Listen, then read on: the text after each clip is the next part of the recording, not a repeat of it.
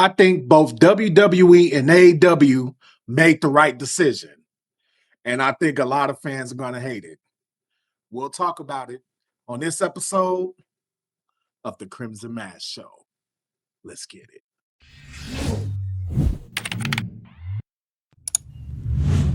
Mask Gang. We kick it off this week talking about CM Punk defeating Sami Zayn for the WWE title only after 9 days as champion. Sami Zayn, what are we doing? But I'm not going to put it all on Sami Zayn. People are out there calling CM Punk CM Hogan. The way he just showed up in Chicago, took the title from Sami, strolled right out, had Sami in the back, crashing out, crying, on his knees, crying. Bro, let's be honest. If we're all being honest here, you're a bold-faced liar if you thought Sami Zayn in the first place was going to go into Saudi Arabia, defeat Gunther and Cody Rhodes, and walk out as the WWE Champion. All those pictures, all those social media images of Sami eating dinner, riding his car at the championship. Little did we know, Sami was just saying his goodbyes. He was saying his goodbyes, and on Raw, he said goodbye to the WWE title. And for what it seems like, based on SmackDown, it doesn't even look like he's in the title picture anymore. Now, I've seen some scuttlebutt about people or anonymous sources saying, "Oh yeah, we don't think Sami's the guy, and Sami's the one that took a 50% pay cut." And if any of that shit is true, I'm gonna be honest. As hard as I've been on Sami Zayn, calling him a skinnier poor man's Mick Foley, I don't think Sami deserves that. I don't think Sami deserves that. So, as far as this storyline, they have some real interesting things they could do with Sami going forward. As far as CM Punk goes, I mean, I don't really think you can do too wrong ever having the title on one CM Punk, but we'll find out. We'll find out one way or another. But as of right now, I think it was the right decision to put the title on CM Punk. Unfortunately for Sami Zayn, 9-day title reign. But I do think there's a good path forward for Sami Zayn as far as character development. But we full steam ahead with CM Punk. I mean, you can't do nothing about it. You just got to roll with it. I've been waiting for it. You've been waiting for it.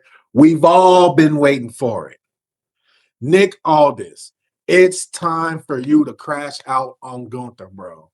It's time for you to crash out on Gunther. You've been getting disrespected left and right from everybody. You've been getting disrespected by Sami.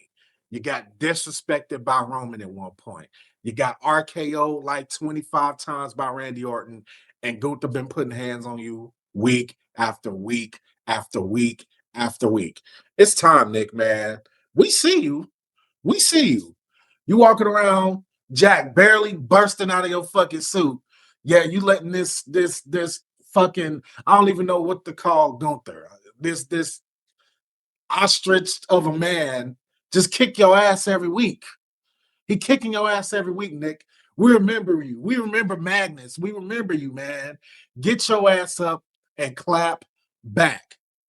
You can't keep doing this, Nick, man. You can't keep doing this. The first things that Nick Aldis need to say next time we see him after what happened to him on SmackDown, he need to say, Gunther, SummerSlam, me and you, fuck this job, fuck this GM shit. I'm finna beat your ass. Now, as far as SummerSlam goes, I cannot see Nick Aldis beating Gunther at SummerSlam. I just can't see it. I just can't see it. As much as Gunther always wins matches, I just cannot fucking see it. I can't. But we gonna find out. But I know one thing. Nick can't just go back to the next episode SmackDown talking about business as usual. He just can't do that. He can't. If you think CM Punk defeating Sami Zayn for the WWE title was the only big title change that took place in wrestling this week, you are sadly mistaken. Because one of the GOATs, Kenny Omega, was able to dethrone MJF for the AEW title. Once again, we have to ask ourselves, was this the right decision? My answer to that will unequivocally be an astounding yes. Now, don't get me wrong. This decision has not come light. Like, this is not like MJF. If they told me, hey, we're going to keep the title on MJF through the end of the year, I wouldn't bat an eye. Because anytime you can have the title on that guy is the future of that brand. He's the future of that company. Anytime you keep the belt on that man, it's a good decision. But we all know that the people, for the most part, from what I understand, by what I see from the sickos online, the people want Kenny Omega, Will Ospreay, Wembley. That's what they want. That's what they want. It should be a bang-up match if this version of Kenny Omega could keep up with Will Ospreay. Because I'm telling you right now, Will Ospreay is a bad motherfucker. Will Ospreay is a bad motherfucker, man. Right now, I've said this before. I feel like this is the third straight video if I said this. Will Ospreay is like the best wrestler in the world right now. I shit you not. Fuck the titles that everybody else got, the self-proclaimed best in the world. Will Ospreay is actually the best in the fucking world right now at professional wrestling, in my personal opinion. I just do not know if this version, injury-prone, diverticulitis, post-diverticulitis version of Kenny Omega can keep up with Will Ospreay. I just don't know. I don't know. If we were talking about New Japan, the cleaner, Kenny Omega versus Will Ospreay, I would go Kenny Omega 7 days a week and twice on Sunday. But this version of Will Ospreay, this Death Rider, Will Ospreay, I just don't see Kenny beating him. Storyline-wise, I don't know. Something has to give. Something weird is going on in this whole Death Rider, Kenny Omega, Will Ospreay story. And I'm sure I'll get to that another time. But right now, I just want to focus on Kenny Omega being the champion, beating MJF. Where do MJF go from here? I imagine MJF is still going to want to chase after the Triple B. But I don't know. I don't know what else he's going to do. He's done everything. He'll get the belt back eventually because he's MJF, but they want to have that match with Kenny and Will Ospreay at Wembley. But I think this was a good choice. I did not think Kenny Omega was going to win this match. Despite what I knew about Wembley, I didn't think he was going to win this match. I thought they were going to continue the trend of MJF making guys to where they can't challenge for the title anymore. And speaking of that, let's talk about this, man. Hangman Page. You know what? I feel like I earned a lot of points from the sickos talking about Kenny Omega. But now I think I'm finna lose hella points, man. You know what? I don't give a shit. I don't give a shit. Because now I'm finna have to sit here and tell y'all about how I just don't see it with Hangman Page, man. You know what? It was hard for me to see it. Can anybody tell me what exactly Hangman Page's character is?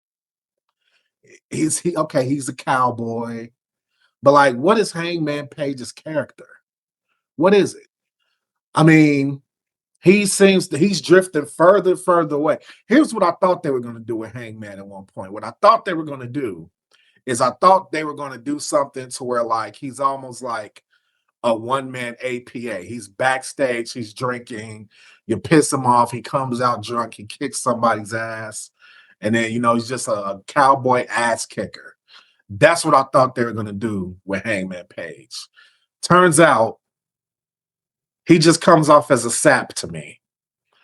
Like, I feel like MJF has neutered him. I feel like Swerve Strickland has neutered him.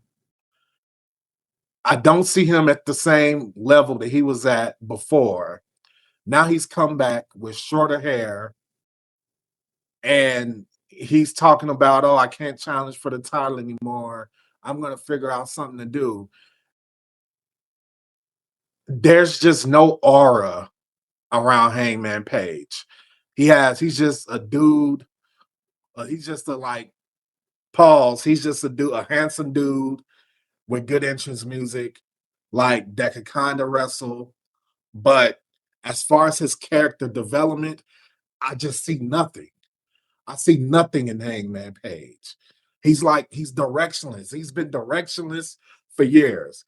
He's been directionless since his feud with Swerve Strickland. So he said he's gonna figure out what's something to do. He needs to, because I don't see where this character. I don't see what he can do with this kid with his character. I just don't see it. Like, if anybody in the comments want to tell me what Hangman Page should be doing, like as far as his character, as far as like what kind of storyline or whatever you want to see with him, like please, by all means, leave it in the comments, because I need some of the biggest Hangman Page fans out there to tell me exactly who the fuck is Hangman Page, what the fuck is he, what is he going to do? Because right now, bro, just a guy. He's a jag. You know, he wrestles for AEW, Tony Khan, Shaq Khan. He's a jag, a Jacksonville Jag.